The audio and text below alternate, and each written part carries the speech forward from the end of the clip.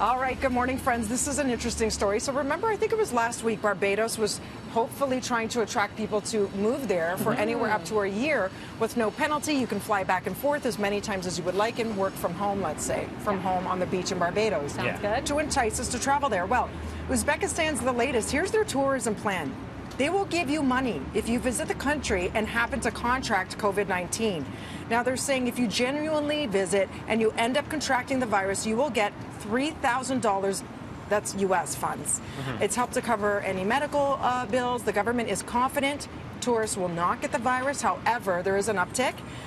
It currently stands at 17,500 cases in Uzbekistan. So the question is, do you think this is smart? I mean, we're talking about it, so maybe people will consider it, but is that enough money, 3,000 U.S., should you contract the virus? What would you do? I say no, because we still don't know the long-term effects of this virus, and they're still learning about it. It's still brand new. I think what we always seem to forget is, even though someone's very healthy and they recover, when we give you those recovery numbers, by the way, that doesn't mean you're perfectly healthy. Yeah. It just means a certain state that you're in, but you could have issues down the road. So $3,000 is a drop in the bucket. That is nothing for what you could be living with down the way. Sorry to be a bit of a downer on that one, but I know the tourism industry is really struggling. They're looking to get anyone any way they can, but that is not enough to really risk your life, I would say, in case if you're nervous. Yeah, a lot of people, they have shown the x-rays, and some people, it looks like they were, pack-a-day smokers for 20 years straight with the lung damage that can happen. So it's a good point, Mel. How about I'm with you on that. It's not worth the risk at all. You look at the population, there's about 33 million, so 17,000, almost 18,000 cases.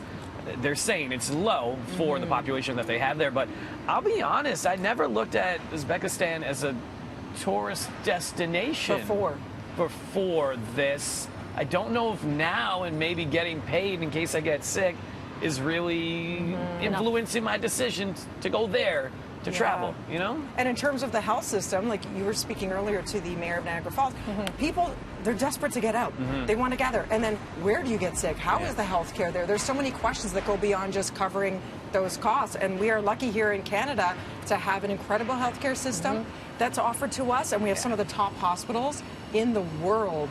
So for me, that's where I feel most safe right now. For a million reasons, I'm afraid to even get on a plane.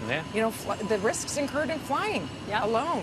All of it can be terrifying. All of it. Definitely a lot. And by the way, Uzbekistan could be absolutely beautiful and stunning. I'm ignorant to it. I don't know it as a tourist destination in my world. So that's no disrespect to it. But you know what? Everyone's trying to get those tourist dollars. And I know here a lot of people are saying this is the time to maybe get an RV, book a road trip, which we're talking about later in the show. Because this is where we can invest money, should we have any, to invest in our own economy, which is a great idea. That's it. And all of the local officials, I don't know what that was. Your phone. Hopefully it's okay.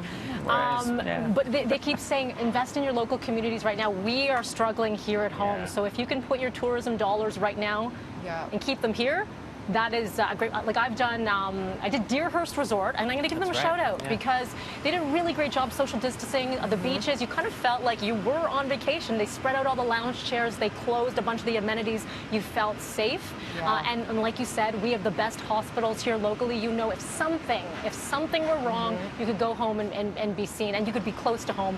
And we were looking into an RV at one point, so I'm really excited about that. And then cottaging, camping, all of this, and staying safe. So if you can stay local, do it. I know all of the operators would really appreciate it if you can stay local. And I know, Frank, you echo all these sentiments with us, right? Wherever you can, support local.